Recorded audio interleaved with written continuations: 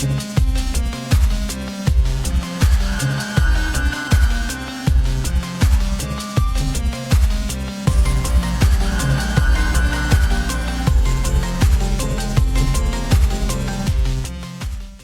there, listeners, and welcome to the latest episode of the Captain's Horror Meltdown. My name is Cammie, and I will be your captain on this journey, and I'm joined, as always, by the ship's entertainer. Woof, lovely. Jon. Okay. How are you doing, Jon?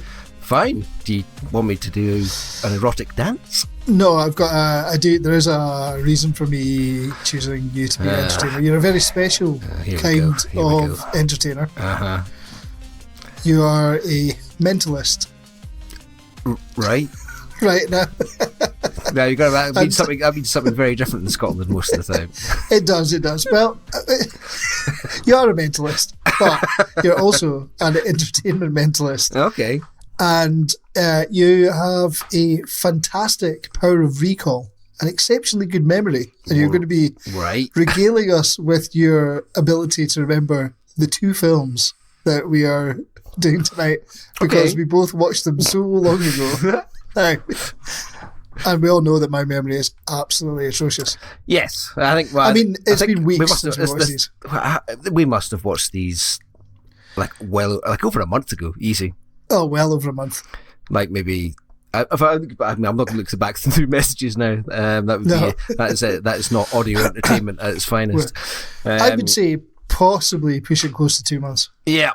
So, when I said long ago, I think we might just start. Let's just not bother recording things in advance. We'll just kind of do them and then fire them out. We're going to start. I did say things would start to get a little bit random, and that's proved this way, because unfortunately that transpired when we were both at our busiest working periods. Yeah, I don't know what we were thinking even watching the films. It was really, really high hopes. I mean, my long-running job has come to an end, so I'm going to be, basically, from now until January, we could quite easily record every week.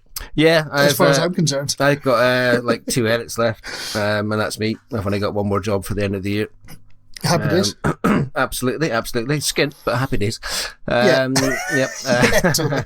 Yeah, it's always nice to be not paid over Christmas. Yeah. Oh, that is fun. It's great. It is fun. It's lovely. Just so if you it's dark all the time. Yeah. You've got no cash. Yeah. And you might have to spend a lot of time with your family. Yeah. So it's a real triple whammy.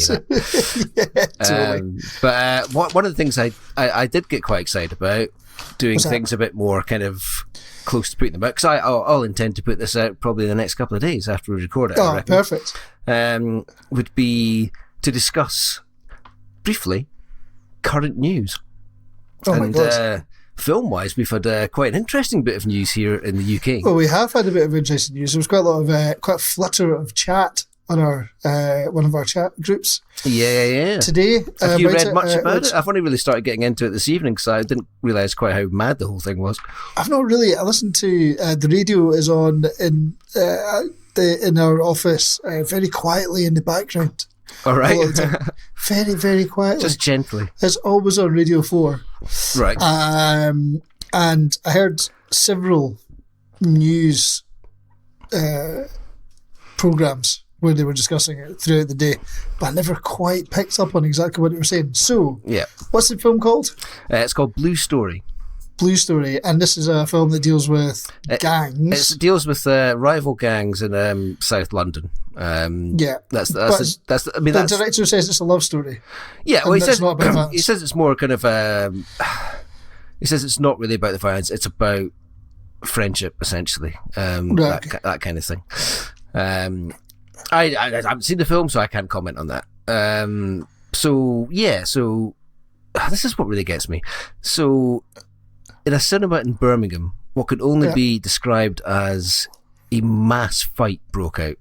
Yeah. I've not watched the footage, but I've seen the sort of stills from it. There was machetes involved and knives. Mm-hmm. And the police were injured. The police, what was it, 7 police or something to calm it all down or something like that? No, I think 7 of them were injured.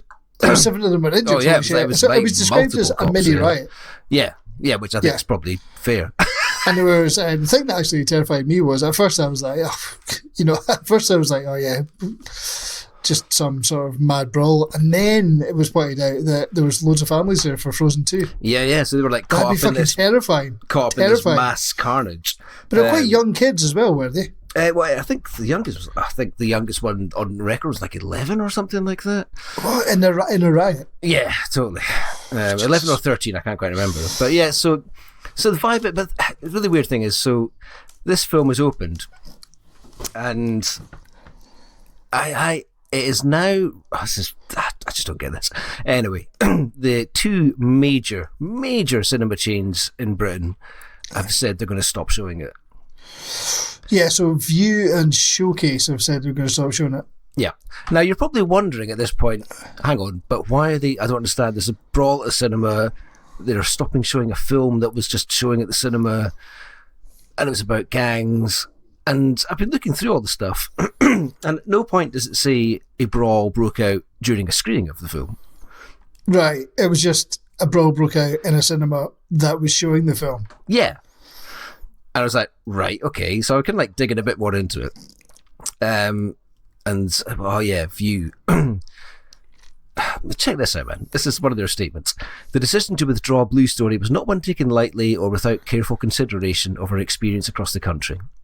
The film opened in 60 of our sites across the UK and Ireland on the Friday, 22nd of December, but during the first 24 hours of the film, 25 significant incidents were reported and escalated to senior management in 16 separate cinemas. This is the biggest number we have ever seen for any film in such a short frame. But they don't say at any point that there was any incidents during a screening of the film. Yeah, that's a good point. So I'm like, right, so it's just things happening at a cinema. I mean, it just seems a bit mad. Like, I don't really get it. I did hear him in the background on the news earlier on saying that they couldn't, they didn't want to take a risk with the safety, or they couldn't be held responsible for the safety of their staff and the other members of the public, so they didn't want to run that risk. But I don't really, it just seems like a mental situation. I don't really get what exactly is going on here. Is there, because you always heard stories about gang fights breaking out in the Warrior screenings and stuff like that back in the day, but is that what we're talking about here, or are we not? I mean, I heard the director on the news earlier saying, well, you can't say that they're fighting because of the film. No, I mean, the film isn't making people fight. There's no actual evidence of that. No. And like, no one's actually come out and said that directly. I mean, you as a man who've lived the vast majority of his adult life in Glasgow, I mean, you're no stranger to a cinema brawl. No, exactly. Well, I have seen many a cinema brawl, and there was that infamous time that there was a brawl in the cinema at Fright Fest. Yep. The guy was ejected, and then I was out in the foyer, and I think maybe getting a pint or something, and the police turned up, and it transpired the police had been called to two separate incidents in two separate screens. That's amazing. In the same cinema at the same time. It was phenomenal. Absolutely phenomenal. Man, you can't whack it. Yeah, so it's nice to be able to discuss this kind of weird stuff. I mean, I've got no real kind of conclusion to it because I don't think there is one yet. No, but it'll be interesting to follow. I mean, basically, it's just a bit of massive publicity for that guy's film, though, isn't it? Really? Yeah, I was thinking about that myself. It's like, sort of massive publicity, but now we're showing it. So it's just like a bit of a two-edged sword, I guess. But I guess a lot of the independents will still show it, and I'd imagine that. Cineworld's probably, they haven't said they're cancelling it yet, have they? No, I don't think so. No. We'll follow the story and report back. We will. With our new recording on the nose and releasing on the nose schedule, in theory. Interesting as well that the BBFC gave it a 15, so it's not, it's, they're saying it's completely fine for people that are 15. Yeah, I mean, it just seems to be like a kind of, Hold on a second, there was an 11-year-old involved in the riot. Well, he definitely wasn't at the 15, was he? Unless the cinema had let underagers in. In which case they're at fault. You seen the nick of 11-year-olds these days? Like 6 foot tall, smoking. God, do you remember the madness of like going to 15 And I don't think, like, obviously going to a 15 when we were, like, 12 or whatever, but the cinema saying, have you got any ID? Yeah. Well, what ID can you possibly have to show that you're 15? You don't get any ID till you're 16. Especially back in those days. It was just exactly. Totally. What do you want me to give you? My school library card? What are we talking about? Totally. You get my national insurance. You'd have to be carrying your birth certificate on a passport with you. I think the first 15 I smuggled myself into was Terminator 2. Yes, Terminator 2, which was what, 91, was it? So we'd have been, what, 14? Yeah, it's not a big smuggle, to be fair. Not a big smuggle. We must have seen something before that. No, it might possibly 13, actually. We were at the old... I do remember going to, the first 12 being Batman, and us being 12, which was quite handy. Yeah, it worked out nicely. Quite novel. Anyway. Well, shall we move on to films that we did not see in the cinema? Did you see Bad Biology in the cinema, actually? No, I did see... I've seen Brain Damage in the cinema, but it was just a cinema screening of you didn't see it when it came out. No, that would be crazy. You actually would have been 11. Yeah. What a scene that would have been. Jesus. Probably didn't screen in Galashiels or Kelso either. I would doubt it. No, probably not. So anyway, it's the latest episode of The Chain. And we've just gone we're going full Frank Henenlotter here, aren't we? Yeah, we decided to, I think you suggested to dual film an episode, so we're going to see how this works out time wise. Might not work. We're going to give it a shot anyway. We don't care. We thought, I thought maybe three episodes about Frank Henenlotter in a row might be a bit much, I guess. And looking at our stats for Frank and Hooker, that's proved to be correct. Great. Brilliant. So what are we going with? Well, we couldn't choose really. That was the problem. That was the problem. Well, it was a difficult choice because we had sort of, Frank and Hooker's pretty much mid-stage, sort of really of the classic Henenlotters, isn't it? Yeah. So there was a bit of discussion about whether we're going to go back all the way back to the start with Basket Case, but we've decided against it. We've gone for two ends of the career, really. Yeah. So we're going to go with Brain Damage from 1988, Henenlotter's second film. And then we're going to go for Bad Biology from 2008. Yep. Some years later. And he's done a couple of documentaries since then. And there's Herschel Gordon Lewis documentary, sexploitation documentary. Yep. And he's working on a new one just now. Oh, is he? Well, he released one a couple of years ago, or last year, in fact, called Boiled Angels: The Trial of Mike Diana. Yeah, that's the new one that I'm still kind of waiting to be able to see that somehow. See that, which sounds like an interesting story. Mike Diana. I think if you don't know him, I think if you saw his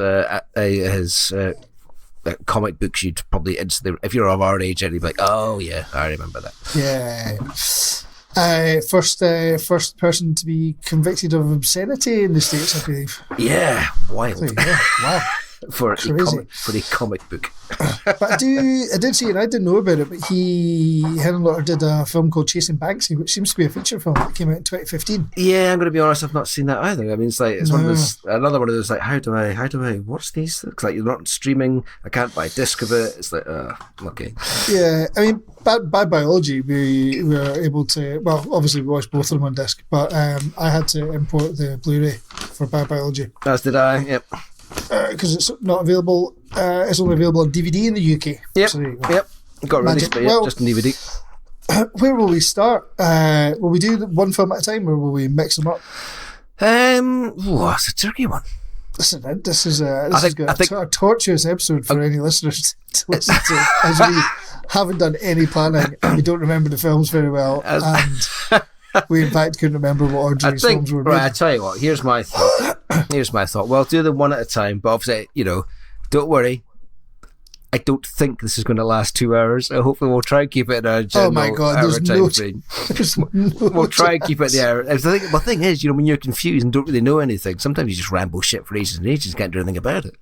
Yeah, I propose we go with Brain Damage first. Yeah.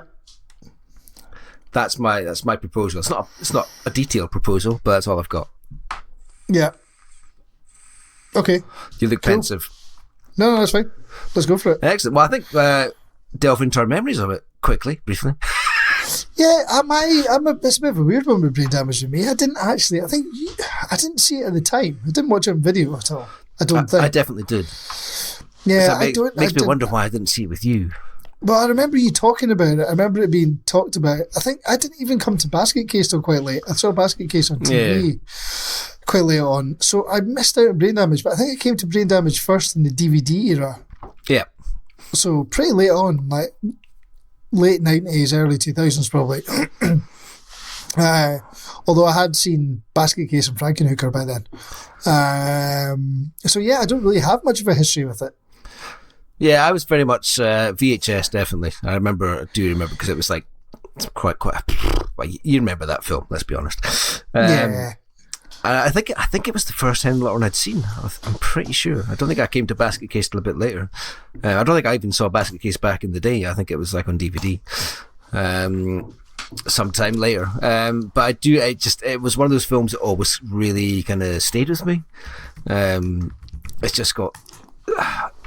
The imagery just kind of really got me at the time, and it's only really now looking back at it like, this is fucking insanity. Oh, it's total madness. I mean, it really is like really fucking out of left field, isn't it? I mean, it's proper. I mean, both of these films, I would say, are like proper exploitation filmmaking. Oh yeah, hardcore. I mean, absolute like definition of sort of grindhouse nonsense. Just I was reading insanity. An interview with Henenlotter, kind of back to when I watched these two films, however long ago it was, and he said he doesn't see himself as a horror director; he sees himself as an exploitation director, and you can't really argue with that assessment at all. No, yeah, totally. Absolutely. I suppose you would call them horror films, but they are very much based in exploitation land. Well, I'm going to do my usual, and I'm going to jump over to Letterboxd for a synopsis. And do it, man. So brain damage. This synopsis like got me earlier on when I looked it up. I'll read it to you, and we can discuss it. Okay. So, a normal, average guy who lives in New York City becomes dependent on an evil, disembodied brain. That's it. That's. What? What? Now, as a synopsis, I was like, oh man, that is like woefully short. But at the same time, it's exactly correct. Kind of. I wouldn't really call Elmer a disembodied brain, though. He's got like a exposed brain. He's like a brain slug. I don't know how you describe that little bastard. I think one of the things I really remember about the film, loved about the film, was like what a strange fucking creature that was. It was just, what a bizarre. It's kind of it's large slug-like, but kind of blue. Yeah. And with a sort of bulbous head, but with not an exposed brain, but a brain-shaped mass thing on its head with wee tiny eyes and a protruding spiky thing that injects drugs into the back of your neck. Yeah, it's a fucking weird looking thing. There's no question about it. It's a piece of great piece of design from you. It's just like, wow, what is that? Oh, it's tremendous, absolutely tremendous. And so basically, what happens if for anyone that hasn't seen it, spoilers lay ahead. Yeah. So Brian, yep, is just a guy that lives in this building, and he gets latched onto by this evil brain, kind of like a parasitic evil slug thing, called Elmer, which injects a sort of hallucinogenic crack into his brain. It's like a blue that he becomes thing. addicted to. Yeah, and he then has to get more of to get injected again. He has to find victims for Elmer so that Elmer can eat his brains. Yeah, Elmer is a big brain fan, loves to eat brains. Loves to eat brains, needs to kill a lot. Yeah, he's been previously in a neighbouring apartment, being fed like animal brains, I think, which kind of keeps him kind of vaguely subdued. But as soon as he eats human brains, he goes fucking tonto. Well, it's like with like an old couple who are both addicted to... Yeah. So once he escapes this bathroom that they're keeping going, you see them on the ground just like foaming mouths, gibbering wrecks, as the withdrawal kicks in, and then he latches on to Brian, and chaos ensues. With some fairly shonky psychedelic effects to start with. Yeah. I mean, oh man, the film, it's just wild, man. Wild. What have I got here? I've actually got quite a lot of notes, but I can't read any of them. Yeah, unfortunately, I watched it after Bad Biology, so my notes get a bit shambolic, I'm going to be honest. So yeah, had you had a couple of beers? Yes. So let me think about one of my favourite things about the film is when Elmer is revealed to Brian. That's my favourite thing, because he's like kind of like on his back, and then he's got this like thing moving up his t-shirt, and the music's fucking brilliant. Oh, man, the soundtrack is wild.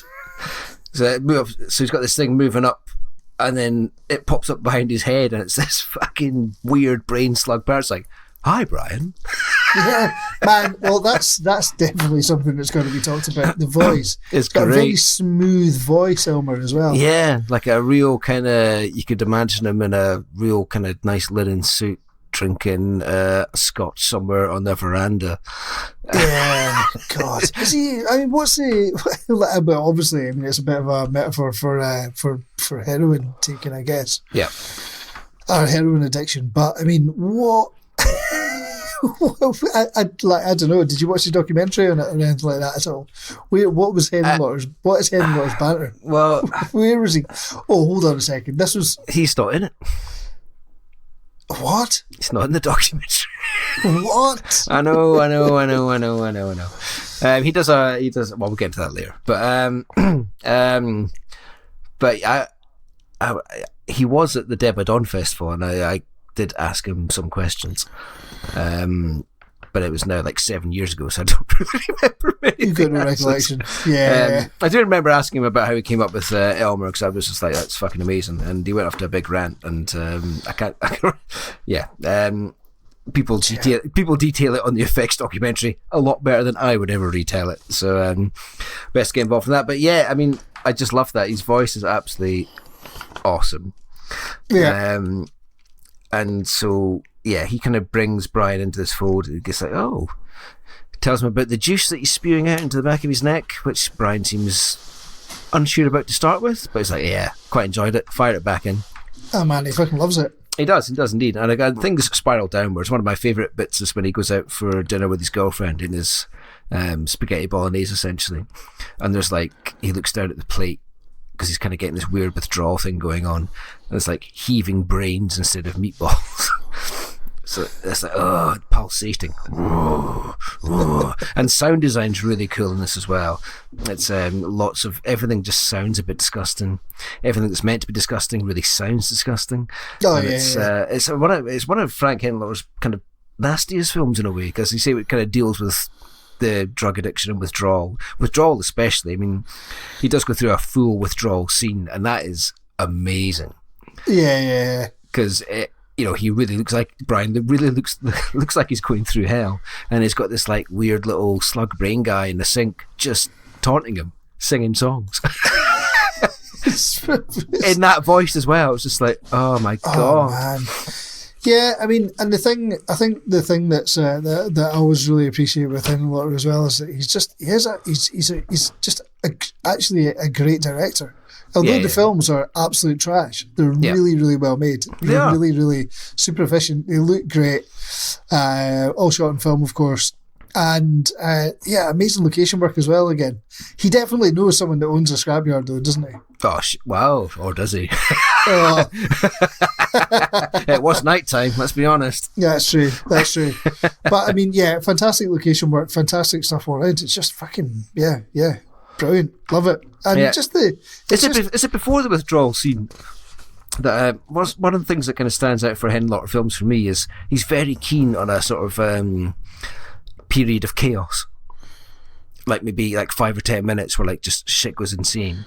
So basically, Elmer's out there just eating brains aplenty. But it's like a montage of chaos, just fucking madness. Visiting CD clubs and back alleyways. Yeah.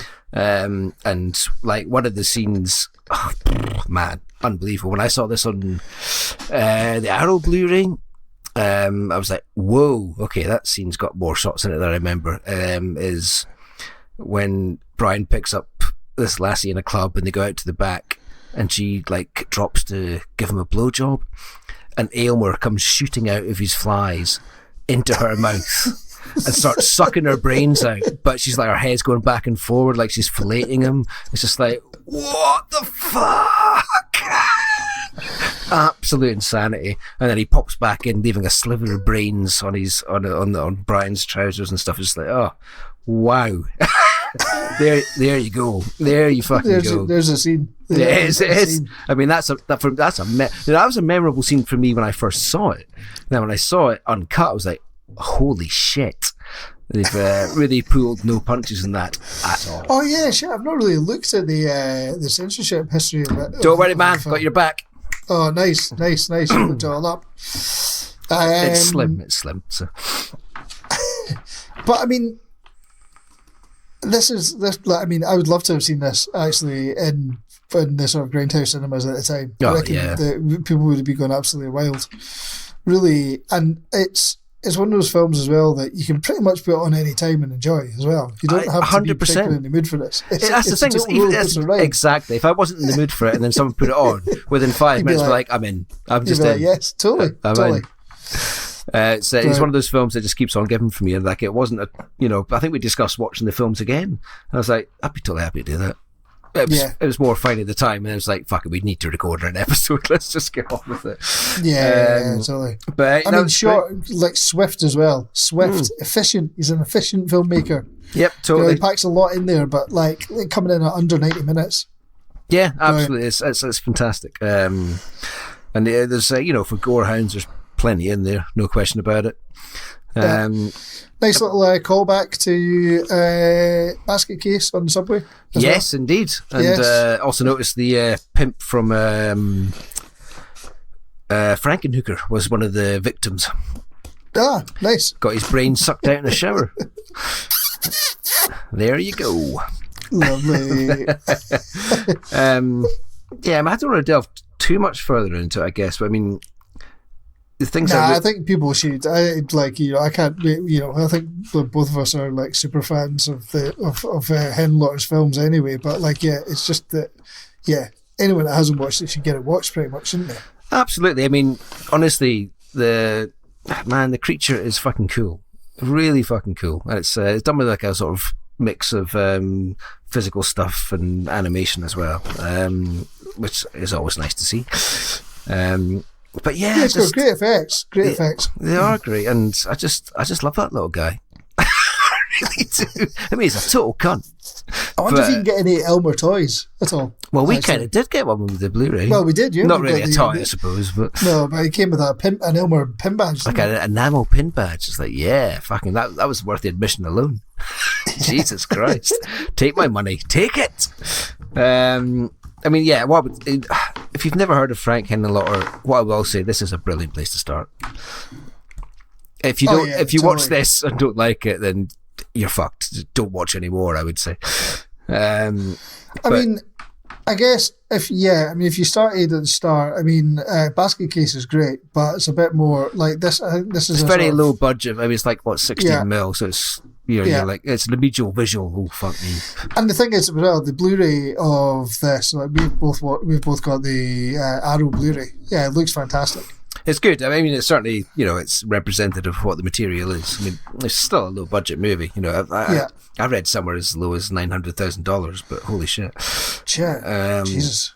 And it's mad. I mean, it looks like, if you saw pictures of it, it looks like, if you looked at Elmer, it just looks insane. It looks like something from a comedy film, but at the same time, it's absolutely horrendous. It is. I mean, there's a lot of all of Henenlotter stuff. There's lots of comedy in it, but this one, in particular, is backed up by a lot of nasty.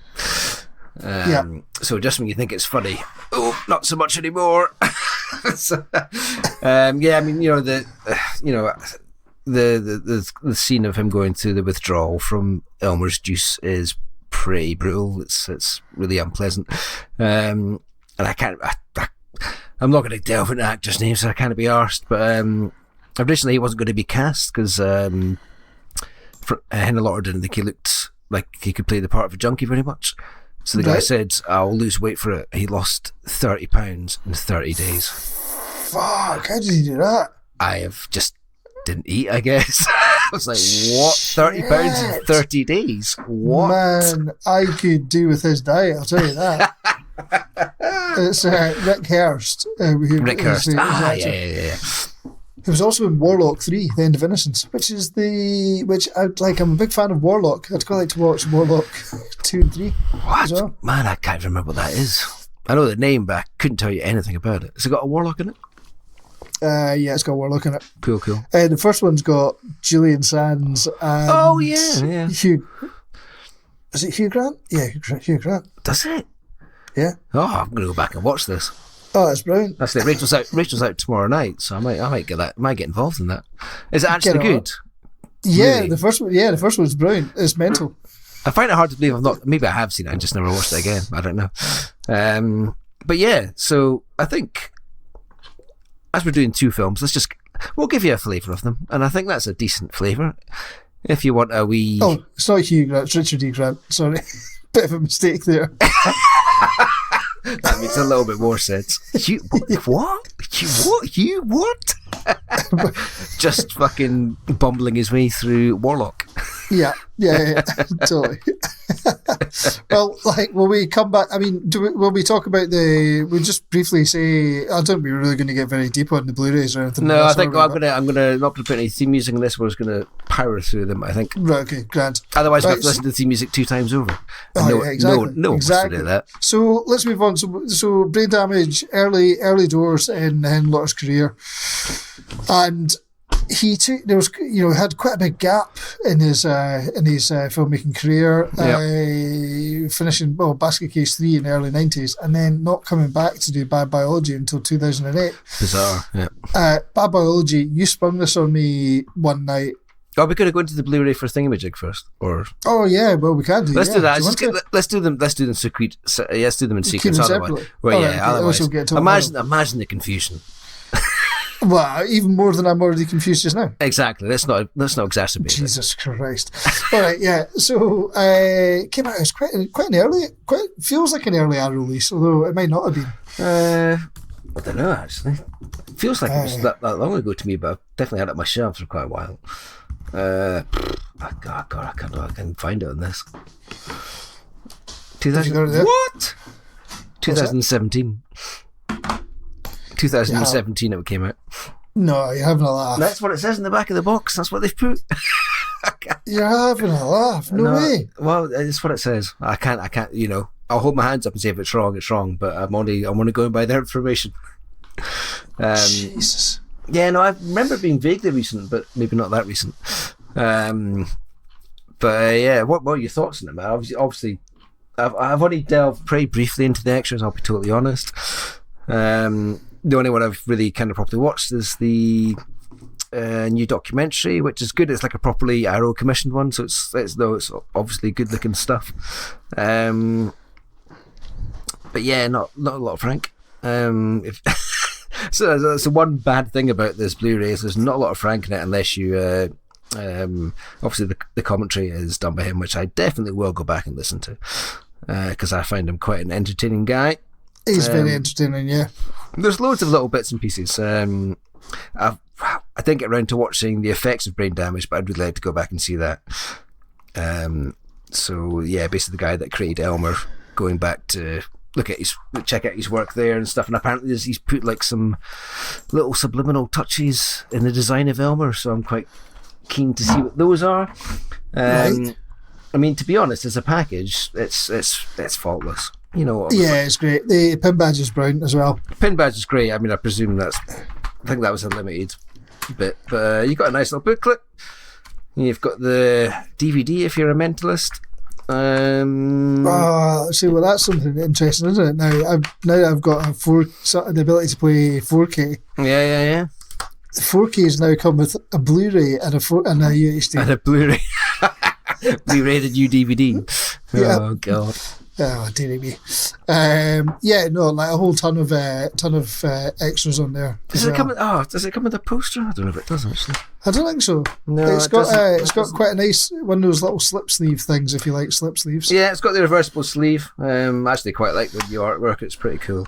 New artwork is cool, yeah. I'm gonna be honest, the original poster is a bit shit, but there you go. Yeah, it's quite low budget. The original, certainly the old video sleeve. If that's the original poster, then yeah, it's pretty lowbrow. I'm sure you can pick that up fairly cheap second hand if you need to go that route. But honestly, if you've not seen it, oh holy shit! I mean, yeah, this is the way you want to see it, no question about it. Yeah, it's out there streaming for buttons. To be honest, probably stream it for £3 or something. But you know, do yourselves a favour and buy. I'm sure there's a version from the States as well. Well, Arrow released it in the States as well. Oh, did they? Well, there you go. Yeah. Everyone, just buy the Arrow version. Just buy it from their website. Give them a couple of quid. Get them to keep producing this shit. As I think we've probably at least hinted at it, if not actually just fully gone down this route with before on the podcast. But yeah, I'm completely off of Amazon nowadays, and I'm just trying to buy direct from the actual distributors. Yeah, I basically I depend. I still buy from Amazon, but where else are you going to buy a child's safety Spider-Man helmet? You know what I mean? That's true. That's true. I don't have time to search websites for that, but yeah, I mean anything like I just bought Arrow's RoboCop on their through their website because that's what you should be doing. Yeah, it doesn't cost you any more money. It really doesn't. Like a quid at best. I mean, for fuck's sake, £1? Are you killing me? Yeah, I'm jealous. I'm still in my year of no spending. I'd quite like to get that RoboCop. Yeah, that's Mitch's fault.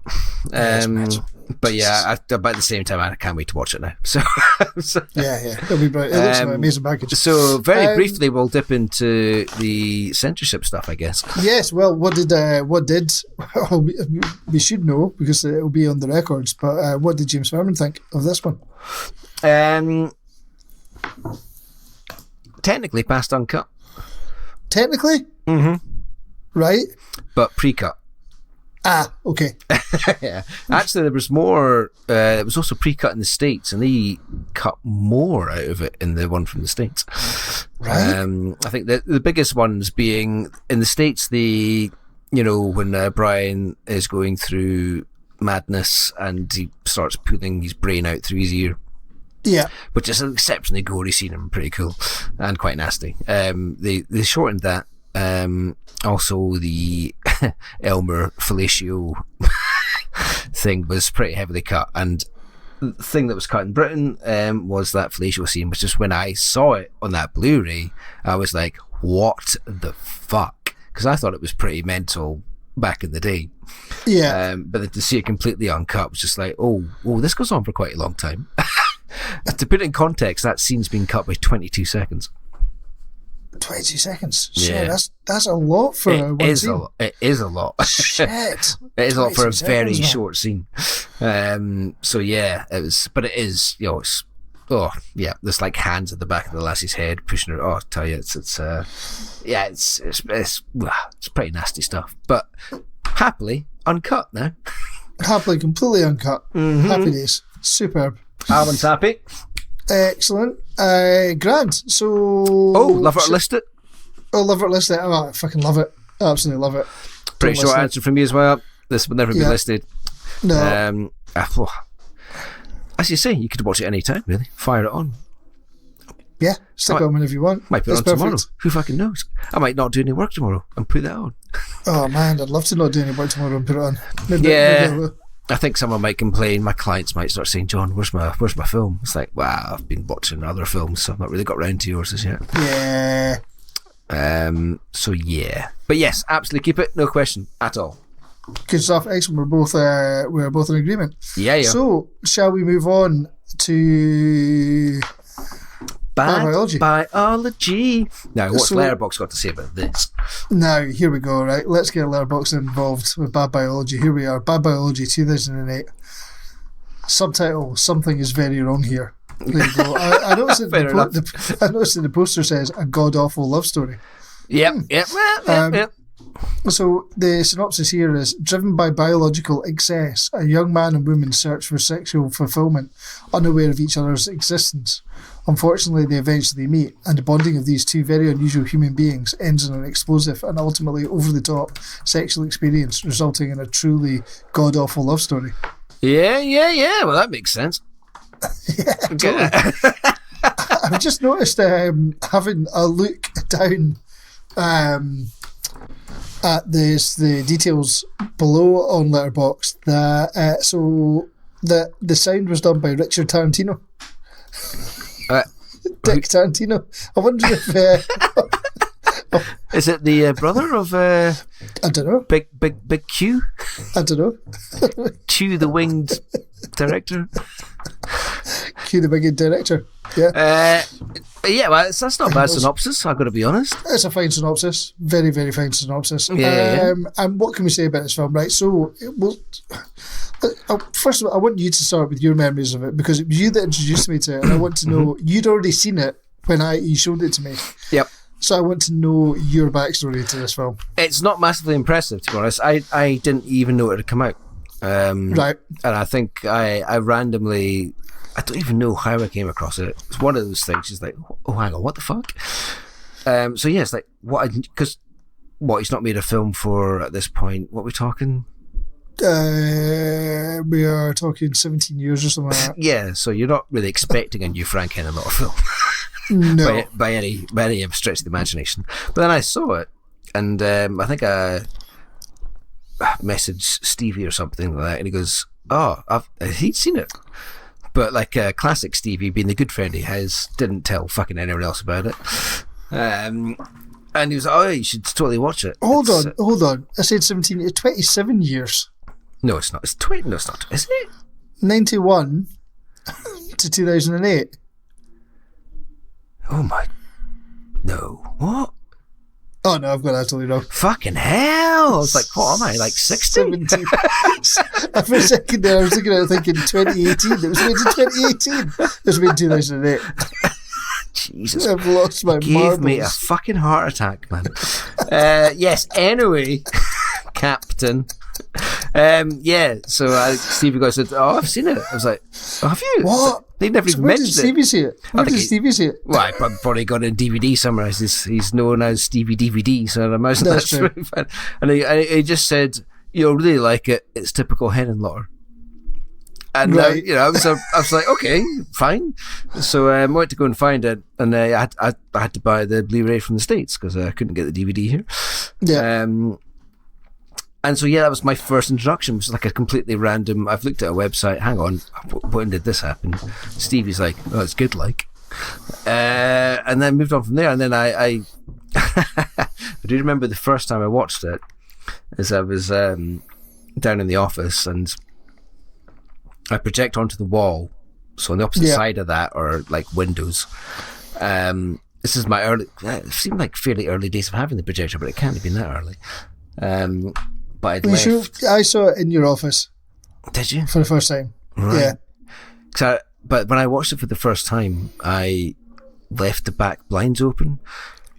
And now there's like a set of maybe 3-story high flats behind our place, maybe. Yes. And then like low-rise flats. Yeah, and like stuff was happening in the film. It was like, this is fucking insanity. Then I looked behind me and I was like, oh, can everyone else possibly, if they looked out their window, see this? God, and I was like, if they do, I'm going to get arrested because this is fucking insane. This is fucking insanity. On show. I mean, this for me is his maddest film by a chalk. Oh, it's absolutely mad as a bag of cats. It is total madness. You know that clip that I sent you the other day with the like 10 cats running about inside a car? Oh yeah. That's how mad this is. I mean, I think we were pretty boozed up when you showed it to me. and I just remember being thoroughly enjoying it, but also being quite stunned and feeling a bit dirty. Quite similar to you showing me The Taint for the first time as well. That was Dave's fault. That was Dave's fault. Yeah. Dirty Friend Dave. of the podcast, Dave. Dirty Dave, as I like to call him. Bringing it over to the first meltdown, I think it was, wasn't it? First or second, maybe? I can't remember. Was it second meltdown? Oh my God. Who cares? Bad biology, yeah. I mean, what can we say? I mean, so 17 years off making films. Yeah. And he comes back with this. Shot on 35 mil. Unbelievably, yeah. Unbelievably. How did they get the money together? Well, I mean, the other thing I would say is probably most of the money went on the actual film stock. Yeah.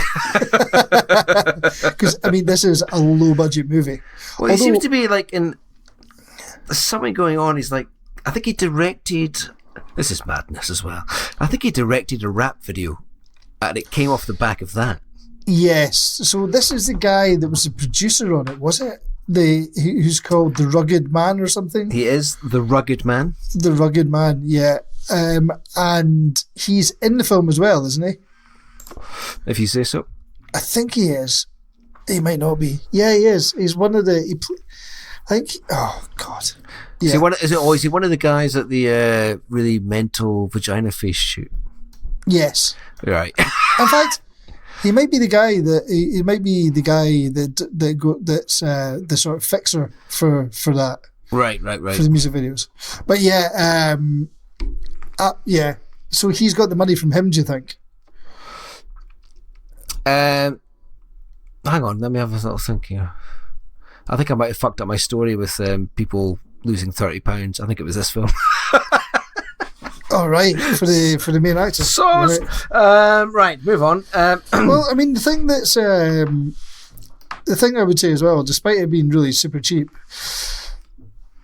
it is shot in 35 mil, and it does make a difference on something this low budget. Do you know what I mean? It does. If this was shot on video, it would. It's got a bit of a sort of Clerks vibe to it.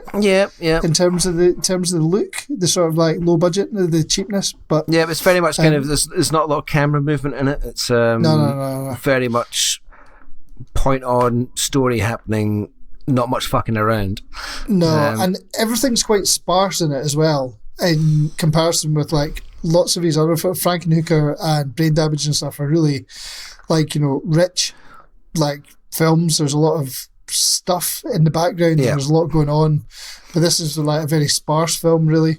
Yeah, lots of sort of like empty locations and stuff. It's quite muted in tone as well. I mean, color wise, it seems quite kind of almost like they did no post production on it at all, which is entirely possible. But yeah, so this is fucking insanity. Basically, we're opening with this lass who has been born with 7 clits, as she puts it. Yeah. God. It's fucking insanity. She's got like basically she can have a baby within 3 hours of having sex. Yes. And you think, well, that's fairly mad. But even more mad is she keeps on doing that, and then just like chucking them in dumpsters, leaving them in baths and weird apartments. Yeah. Like, what is going on in this film? So it's like I mean, it's straight into this as well. I mean, there's no messing at all. We're straight into the plot. Whack. She is she's hyper fertile. Yeah. Gets pregnant every time she has sex.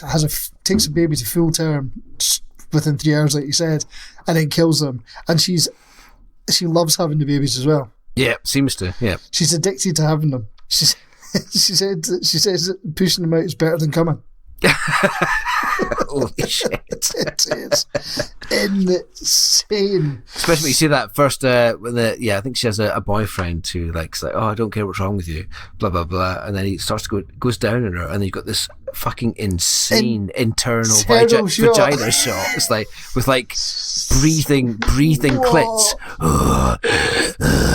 It's like, oh my god. And that's another thing with like Henenlotter is that soundscape. There's always those fucking this is just insanity. And it's like, it's wild because I mean it's straight in. It's like I mean the acting's terrible. There's no actual actors in it. I don't think really. It's not amazing. Nope. No, I mean I can't remember the actor who plays the main guy, but he answered an advert on Craigslist apparently. Oh, did he? Yeah, I mean, it's completely. It feels like totally transgressive filmmaking. It's like insane from the very beginning. It's bonkers. So she is this sort of wild. I'm going to go mad. You keep talking. I'm going to try and find out what their names are. She's looking for satisfaction. Yeah, I think she's called Charlie Danielson. And he's called. There you go. Charlie Anthony Danielson Sneed. As Jennifer, Anthony Sneed as Bat are the two main characters. And she has never been in another film. And has he been in another film? He was in Chasing Banksy. There you go. Yeah. Magic. But so simultaneously, so Charlie Danielson, so she is this insatiable woman that gives birth within 3 hours, keeps having babies, and is just out trying to have sex constantly. Yeah. Whilst also photographing and killing some of her sex partners. Yes. Yeah. It's like, wow, there's a lot going on here. Oh God, it's mad, and there's more junkyards as well. Possibly the same junkyard, but in daylight, so maybe they got permission. In daylight, yeah, totally. And meanwhile, the other guy he's got like a sort of monster cock. Basically, when he was born, this is insanity. When he was born, instead of cutting the umbilical cord, they cut his cock off. Then they sewed it back on. But when he got to age of wanking, his cock didn't work. So he started injecting it with steroids to the point that it took on its own consciousness. And there's a plot point for you people. That is a plot point. He's also pretty much insatiable. He's designed his own wanking machine. Oh my god, which is like a wanking machine. Medieval looking, or like sort of Victorian early electric, like insane device that he fucking straps himself into to wank him off. And it's like absolutely, it's mnemonic, man. It's just like it's like and it's like and then oh my god, and I think it's at his house that they come over for Jennifer comes over for one of her photo shoots with guys, well, just people dressed in massive vagina mask faces. Yes. And I think some of them are like maybe prostitutes or porn stars, and one of them starts kind of goading Bats, and he starts to get a bit of a boner, has to run out of the room because his dick's fucking uncontrollable. Yeah. And Jennifer vaguely sees him, and it's the first exposition of the cock, and it is fucking insane. Fucking insane. It is, what a man. It looks like it's about at least 1.5 meters long, and it is like whipping these crazy sound effects. His cock is just whipping back and forth. He's trying to push it back into his shorts. It's just like, what is happening here? And she's immediately like, I need that cock. Yeah, straight in there. It's wild. So I mean, the whole kind of film is like these two separate stories, and you're just kind of waiting for them to meet in the middle. God, I mean, his cock. Yeah, exactly. Two separate stories that are just waiting, and then they like crash together. Yeah. And just insanity. And his dick goes on runs away and goes on a rampage, rampage. As I kind of talk with, I think it's before that he takes a prostitute home, and like the encounter lasts like not very long at all, but she can't stop orgasming. Yeah, that's right. So he's like, he's got her on the floor. She's like, and they finished like 10, 15 minutes ago, and he phones his drug dealer. It's like, I can't get her to stop coming, and she's like literally just goes, It's like, what the fuck is going on here? What is going on in Henenlotter's head? What is going on in Henenlotter's head? It's just fucking insanity. And as you see, the cockrab, like I was talking about brain damage, he's quite keen on a rampage. And in brain damage, it was Brian taking Elmer various places who can eat brains. Yeah. But this rampage scene is his cock detaches from his body. Yeah, and sort of stop motion style. It's total stop motion style, which is fucking amazing. Yeah. And it starts like breaking through apartment walls and fucking people. Yeah, it's insane. It's total insanity. It's just like, what is happening? Yeah, and it just ends up with the ultimate moment of insanity where the woman is resuscitating the baby. Yeah, very. I can't. I'm going to give everything away here because the last scene is fucking insanity personified. To the point, as you see, Jesus Christ. They eventually kind of, giving the kiss of life to his cock. It's fucking bonkers. And then when she has her last baby, when it comes out, it's like, what is happening? It's like a cock and balls on wheels, essentially. It's like, the baby, it's like half human, half cock, mutant baby. Oh my god! I think wild. It's better that we don't talk about this for too long, because the more I think about it, the more you just want to say, hang on, what the fuck? Literally, it is that insane. It is breathtaking. Yeah. Breathtakingly insane. And I think I mentioned it in the last podcast, remember, Frank Henenlotter, but Henenlotter was at a screening in London of Bad Biology, and there was a guy from the BBFC in the audience, and afterwards Frank took him aside and said, okay, how much trouble am I in?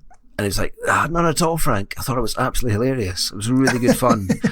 But if you'd showed me that 20 years ago, you'd be in jail right now.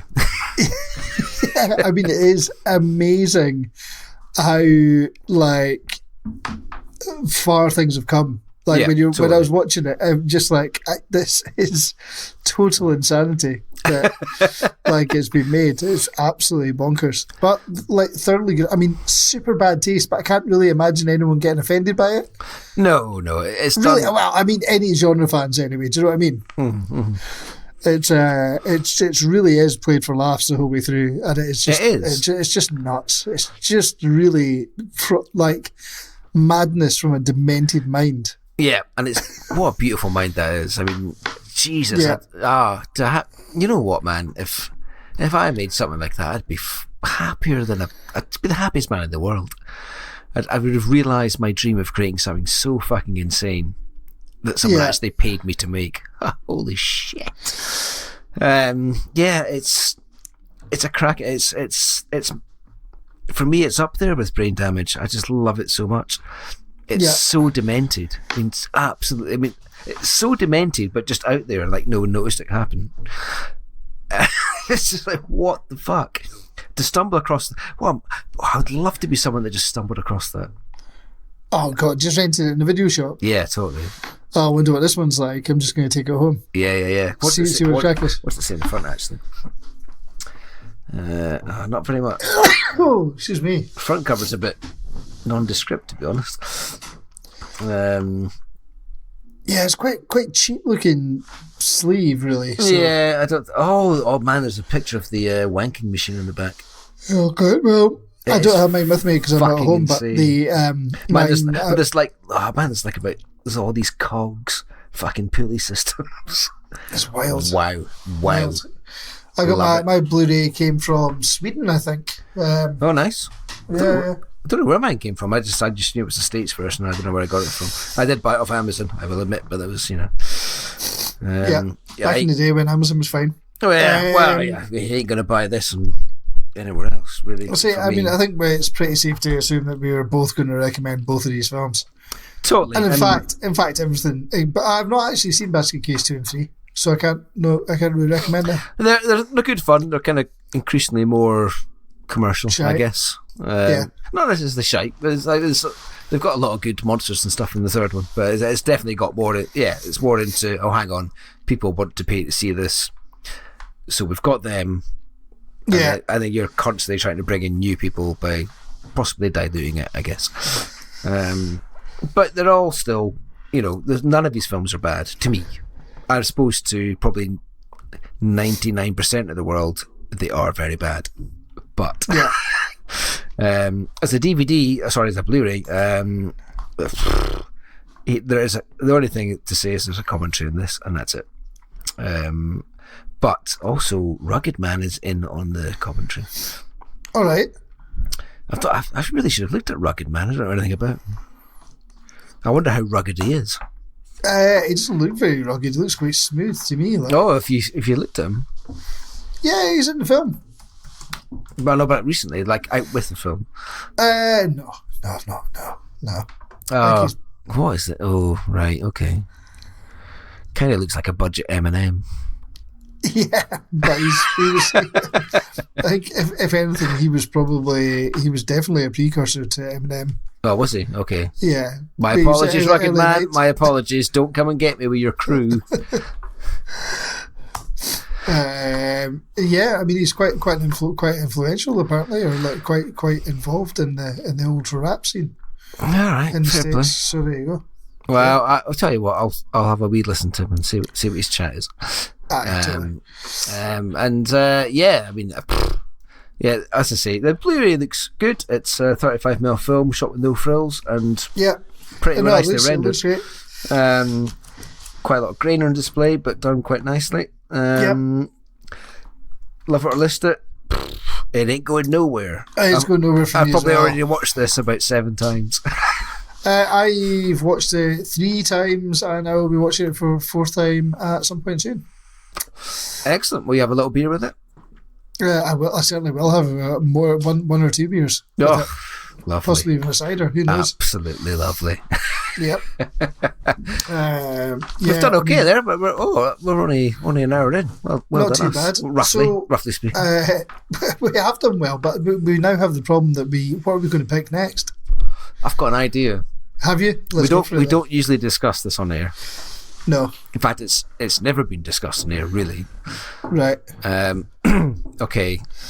You're gonna hear the insane ramblings of a bunch of madmen. Yeah, this is where it goes. This is where it goes on for 2 hours. This is the thought process. Okay, here we go. This is why the podcast was an hour, but now it's 2 hours.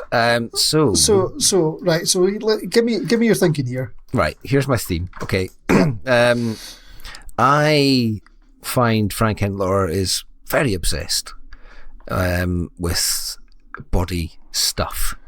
Yep. Very into. It's like as I've said to you before. I find him like a sort of exploitation Cronenberg. Yeah.